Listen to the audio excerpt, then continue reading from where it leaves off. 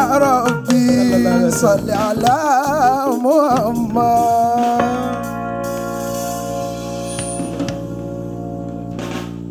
اللهم يا ربي صل على محمد وسيد ساداتي نبي محمد أيوة نبوة محمد òsátì kò mọ ọjọ́ ti lọ mo kí bàbá wa Lèhúdà mo kí gbogbo àwọn àfa gbogbo àwọn ẹni Ọlọ́run tí wọ́n wà kalẹ̀ Ọlọ́run bá wa kí àfáwà Sheikh Ahmad Al-Mukhtar ni wọ́n máa wí gbólóhùn kan pé Èkó gangan fúnra ẹ̀ náà ní àsálátù wọ́n sì lẹ́kọ̀ọ́ lónìí ànábì wa Muhammad ìmáàmù kún fáyà kún mo wá fẹ́ àbíkílẹ̀ wí àfidọ́ ní náà ni àwọn agbẹ̀wò ẹlẹ́kọ̀ọ́ ẹ̀ ó túnbọ̀ sí kọ́ ẹni tó bá náwó lónìí ànábì ayọ̀bá ànábì Muhammad kí ọ̀rọ̀ má gùn láàrin ìṣẹ́jú kan sí méjì ọ̀jọ̀gbọ́n nú àwọn àgbàlagbà lẹ́kọ̀ọ́ tí ó jẹ́ olórin ìbílẹ̀ àwọn bàbá tá a gbọ́njú bá ọmọ Èkó tó wá wà níbi àbọ̀mọ̀ ṣàlẹ̀kó yóò tètè já sí tí mo fẹ́ sọ yìí wọ́n ń pe orin kan lápàlà àpàlà yìí ni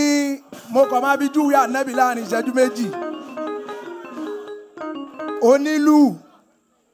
ó ní èèyàn òtítọ́ tó ṣiṣẹ́ yanjú Muhammadu ni ọmọ Abdullahi mẹ́sẹ̀jì ni o àmàpàlà ni èèyàn òtítọ́ tó ṣiṣẹ́ yanjú Muhammadu ni ọmọ Abdullahi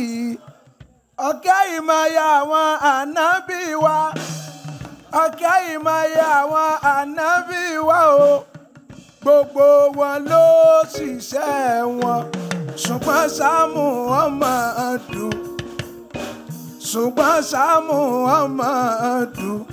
alayhi salamu ojú wọn lọ gbọ́npọ̀ lórí olórí ló jẹ́ ànábì Muhammad ní àbí aró lórí kan tó lórí tiẹ̀ ju tànábì lọ gbọ́npọ̀ lórí olórí ló jẹ́ ànábì Muhammad ní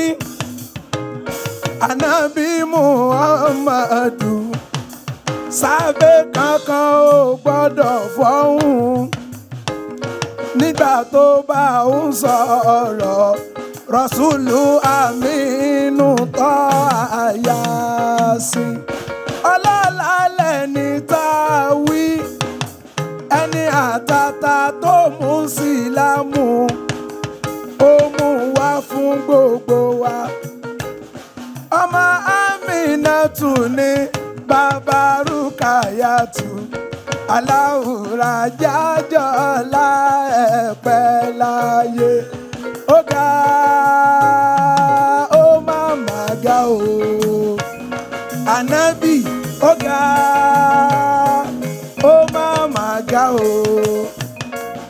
ọba ọlọ́lá ló fa ànábì sí kò tó gàlà Allahumma ya Rabbi wa sayyidi sadati Allahumma salli wa sallim wa barik ala sayyidina Muhammad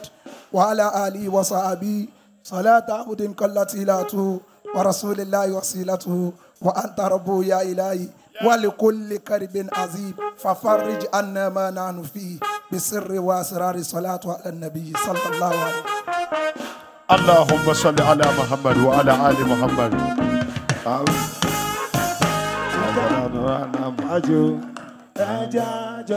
Masha Allah.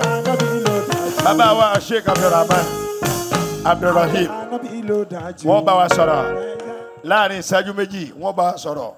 bórídà wa ti kẹnu èyí kọ́lá àwọn tó fẹ́ gbowó ọ̀nà tí ń jẹ́ wa wọ́n ti gòkè.